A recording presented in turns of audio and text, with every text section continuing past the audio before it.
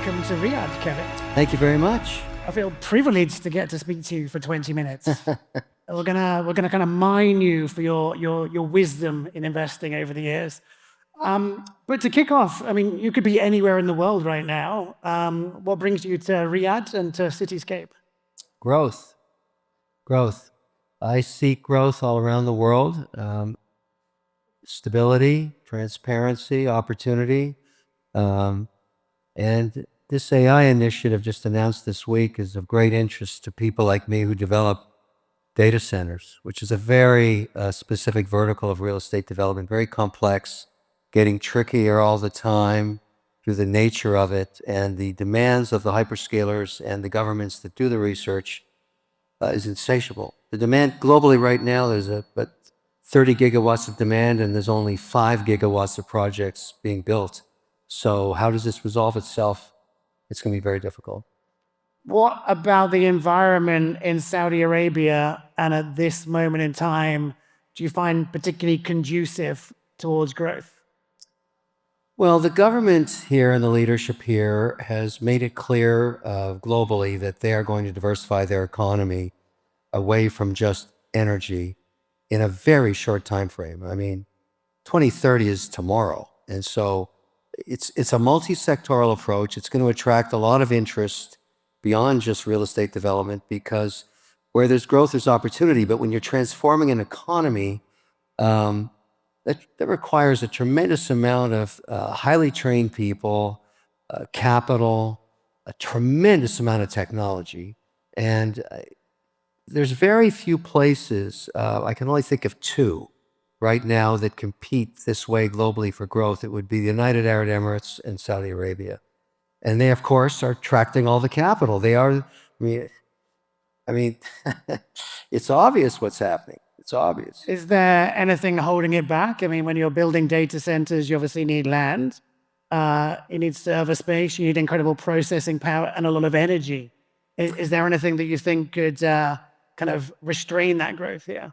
Well, that's a great question, because to build a data center, you need let's just take, it used to be 2 years ago, tenants, the 7 major tenants, this excludes government or military or defense, which are another set of buyers, but they were happy with 100 megawatts, which was considered a giant data center just 24 months ago.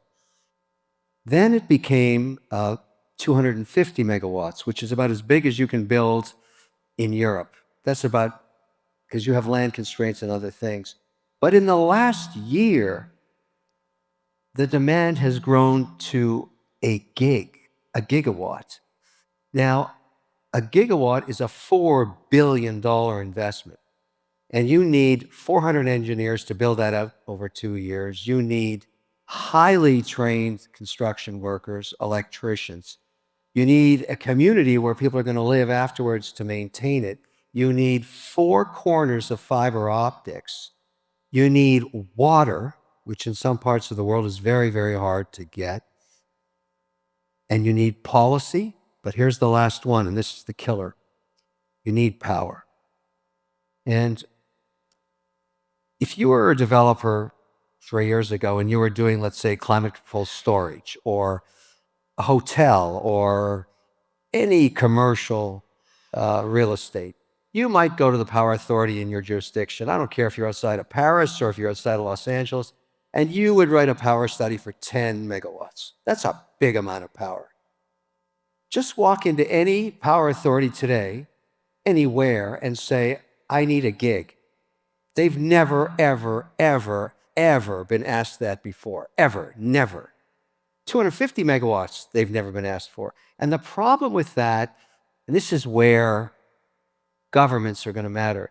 If you go into a typical power authority, let's say in Norway, where hydro is abundant, or let's just take any state in the Midwest in the United States, they don't have a gig. So they're going to have to invest a tremendous amount of CapEx. And who's going to pay for that? The ratepayer.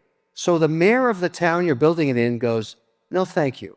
We don't want this data center because we don't want every resident to pay 20% more for their power in 2 years. So you've got a tremendous amount of pressure. So developers are forced, and this is going to be, obviously you've heard all about micronuclear power, but that's not going to be around for 15 years. And you've heard the announcement about 3 Mile Island. I laughed so hard when I heard that one. The chance that's even going while you're alive is zero.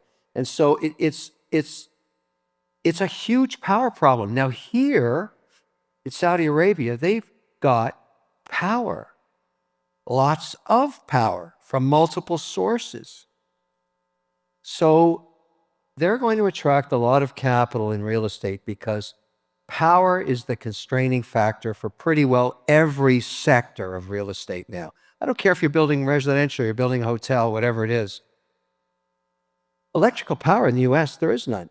There's no, this is a crisis you're going to hear about in the next 24 months, a huge problem, all through the US. There are other countries, and you heard Eric Schmidt recently say this, and sorry I'm droning on about power because I live it every day. He made a statement last week and he said, the solution to America's power problem is Canada. In what way? Hydro or? Unlimited stranded natural gas. Okay. Unlimited hydropower. Tiny population compared to the US. I think those two countries are going to start dating very aggressively soon. So you're obviously very bullish on data centers. What other elements of the investment mix when it comes to property are you enthusiastic about at the moment? Well, I've been involved in real estate my whole investment life. I've never seen IRRs like data centers. I've never seen anything like it. I mean, I did climate control storage when the cap rates were 11 and then they declined down to 3.5. That was great, but that pales in comparison to what the returns are in data centers. There is no AI anywhere without a data center. And so, I mean, I'm not the only real estate developer talking about this. Unfortunately, I know of only 25 teams that can do this. Thank goodness I'm one of them. But nobody saw this coming. Nobody saw this coming. Everybody assumed, oh, data center, well, I see them all over the place. The first one in this region was 2018, 30 megawatts in Abu Dhabi. That was considered a monster. Now that's like a pimple on a teenage's face. That's nothing. So 2024 has been a remarkable year. There's been more elections held and more people voting this year than any other. We both live in Florida, and it's easy for people from America to talk about America all the time, but Trump has obviously just been elected. What impact do you think that will have on the region here when it comes down to investment, and what do you think it will affect globally as well? Well, I don't show for politicians. I show for policy. And so, Trump is a very controversial individual, but he has won a majority mandate no matter how you cut it. And so what I anticipate is going to happen, and one of the reasons you're seeing the S&P 500 and other markets respond, is the Trump environment is a less regulated economy, as was the first mandate. The second mandate is going to be a far more stable, this is my own speculation, far more stable. The individuals being brought in to the cabinet positions are far more policy oriented. I think there'll be less volatility in he's really only got 24 months before the midterms, which he'll probably lose seats in the House when that happens. But right now, he can do whatever he wants effectively because it looks like he's going to have a very strong majority mandate in all levels of government. What it'll mean for this region, in my view, is stability. Trump is a highly unpredictable guy. Highly unpredictable. I don't know him well, but I've had a chance to talk to him, as other investors have. Do you think he's kind of matured? Do you think his second term will feel more stable, more confident? I think 2 bullets to the head will slow you down a bit, make you think about what you're doing. I really do say that in the context of his legacy. But in terms of his adversaries, I would be pretty nervous if I were an adversary of Trump right now. He's just, his lack of predictability is very troubling for an adversary. And I'd argue, and again, I'm not Trump's supporter, I'm a policy. The world was pretty stable when he was there last because he was unpredictable. Then it got really unstable. I think it's going to get more stable pretty damn fast. And what kind of particular policies do you think he'll introduce that will affect the global or the local investment market? So in the case of the local market, I'll give you an example. There's a huge housing crisis in America right now, unaffordability, because if you want to develop a tract of 150 homes anywhere, just try and get a permit. I don't care where you go. It's virtually impossible. There's just no land left where people want to live. And so I've lived through that. Every developer has. What the US has that I think you'll see is the ability, not at a state level, but on a federal level, to open up federal lands for real estate. Okay. And if that happens, that would really, really solve the problem, because most developers would love to get 100 acres to put a new community in, and they would do it in 2 seconds because the demand's insatiable. But again, it's a power problem, because 100 acres, you need power. And the demand of the electrical digitization of the economy, electric cars, charging stations, and all this stuff, we're going to need new policy on permits to allow us to, going back to developing, there's only 3 places in North America where there's a tremendous, or maybe 4, where there's a tremendous amount of stranded nat gas. Nat gas 2-cycle turbines today are so clean that they're nothing like they were 20 years ago, where people were concerned about pollution and carbon sequestration, everything else. If you have sweet gas, you can generate a ton of electricity. So where do you have that? You have that in West Virginia. You have that in Texas. You have it in North Dakota. And where's the most of it? In Alberta, Canada. So I'm just being transparent when I say this. I'm locking up land around sweet gas wherever I can find it. It doesn't mean I've solved the problem, but you can't start any project without land. So you've got to work with the local government, the governors, the senators, and the feds all at the same time. And I have a huge advantage there, and I'm not tooting my horn, gives me any better economics, but it certainly gives me an advantage. All of these politicians want social media. I never thought this would be a valuable tool, but wow, today, if you're a governor of a state and you're running a campaign to raise money, I'm your special friend. I've got 9+ million followers, and everybody knows I'm a real estate developer. So I will turn that spigot on because I should and I want to, and I'll explain the project to the local people there. And sometimes that helps me, sometimes it doesn't. But it's sure a huge advantage. And so my strategy is to run around. My first project was in Norway. Started in upstate New York, couldn't get the permits, moved the whole thing to Norway. And that's a data center. And I realized you need to work with government. You got to get the people of the town to approve it, because you need the schools, you need the community center. We did some hydroponics off the heat, but that's my plan. I'm running around like crazy, optioning as much acreage. I think I've got over 9,000 acres now optioned near sweet gas. So data centers, land. What are your thoughts on crypto these days? It appears that you've kind of changed your tune a little bit over the years on this. Yeah, crypto is really interesting. The reason you saw Bitcoin hit 80,000 for a brief moment there was the fact that everybody knows Trump is pro-crypto and pro-digital payment systems. So, and there's another rumor running around Washington right now, and I have some firsthand on this stuff. The CFTC, which regulates commodities, is going to get a lot more power in the Trump administration towards regulating crypto tokenization and digital payment systems, pulling that away from a very litigious SEC. And so people know that, and that's why Washington's pretty excited. There's a bill floating around, a Stablecoin Act derivative, which gives a lot of credence to digital payment systems.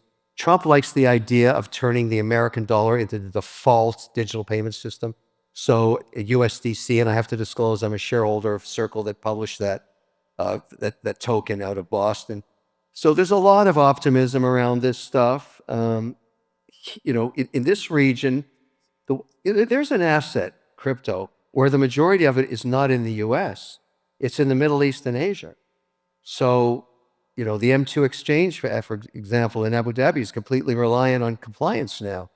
all the crypto cowboys are in jail. And so the world has changed a lot, or, they're all felons. So institutions now want to work with regulated environments. So Trump has that for his advantage now.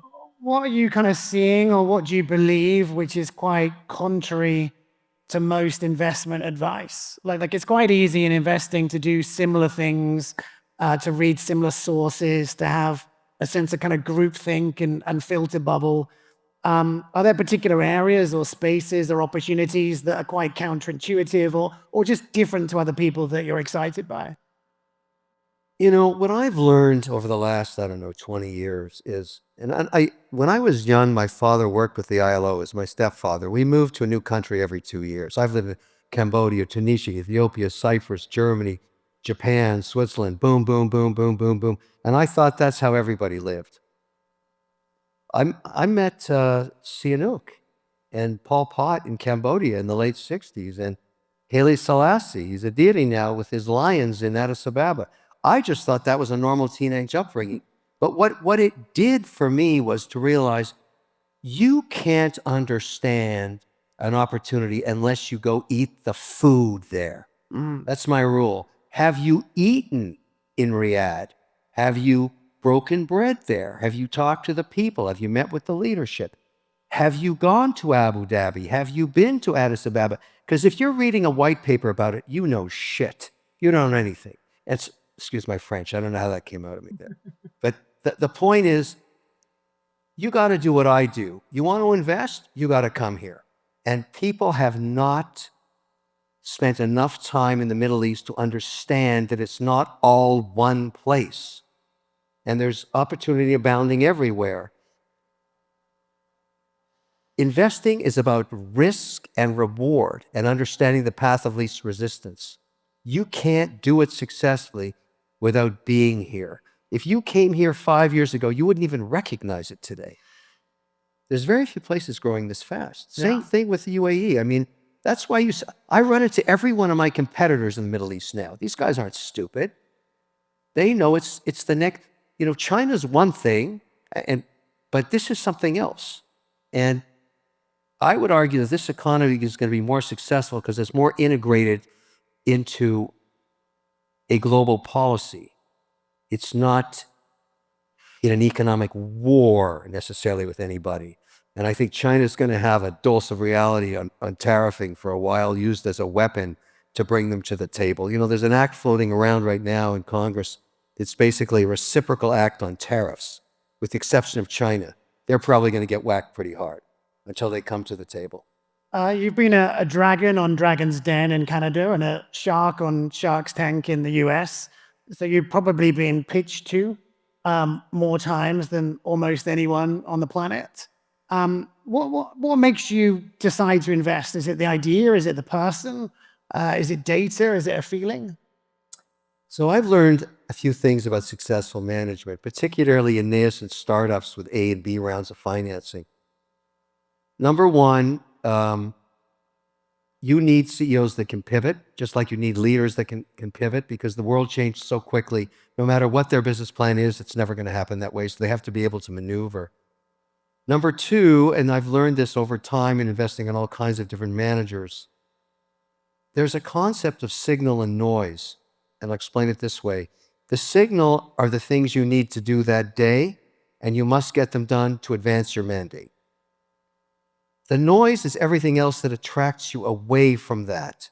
And sometimes you have to do it because you're dealing with things that are important for your social being. So take a phone call from a friend, deal with some issue that has nothing to do with your mandate. Successful managers have very high signal to noise ratios. So an example I use all the time because I worked for him was Steve Jobs. He worked 18 hours a day. I know that because I get emails. I did all of his educational software for his school business. Not a nice guy, but an incredibly focused guy. And look at what he achieved. 85% signal to noise. 85% of what he spent of every second of the day was on signal. 15% on noise. A more successful human being, measurably, would be Elon Musk. He is 100% signal, zero noise. And I'm sure someone in this audience met him. They would know that right away when they do. Eclectic person, but you can't deny what he's achieved. And that's because he is the purest, perfect signal-to-noise ratio. So you want to hire managers that have high ratios, and they have to balance their lives, but those are the ones I've made most of my money with. And you find that attribute, by the way. I'll give you the third one before I give you my secret sauce. The third one is the ability to listen. People talk too much. If you're meeting somebody the first time and they can't shut up, don't invest in them. You have to find someone who listens 2/3, talks 1/3. Now, you look at all three of those attributes, where do you find that the most? In women. If I look at 20 years of Shark Tank or 16 years of Shark Tank, the majority of my outcomes that were successful came from companies run by women, because you find those attributes in women a lot. So I'm a little biased, and I find that the same in my larger businesses and private equity and venture debt. So I'm a huge fan of people that shut up and listen, have high signal-to-noise ratio, and really, really, really can pivot. Interesting. We've got time for one more question. What are you most excited about in the future generally? You know, are you an optimist? What do you think that we're not thinking about enough? I am an optimist. I am, because I've lived through so many different cycles of pessimism that I realize the world is only going to end once. And if you're still awake the next morning, there's something good going to happen. And, you know, as an investor, what I've really learned is you want diversification, because every single day in my life, every single day, I've got over 50 companies that I'm a, investor in. I get a phone call in the morning or sometime where it's total catastrophe. They're being sued or something catastrophic has happened. And then an hour later, I get a call from somebody else saying, oh, we just got a takeout offer at 14 times EBITDA. And they, you have to sign off on this. Do you want to sell? And I'm thinking to myself, the only thing you have to do between utter depression and euphoria is simply wait, because something else is going to happen. And so I live my life with a new attitude now. I just simply cruise through the day knowing bad stuff's going to happen and great stuff's going to happen, and it happens every single day.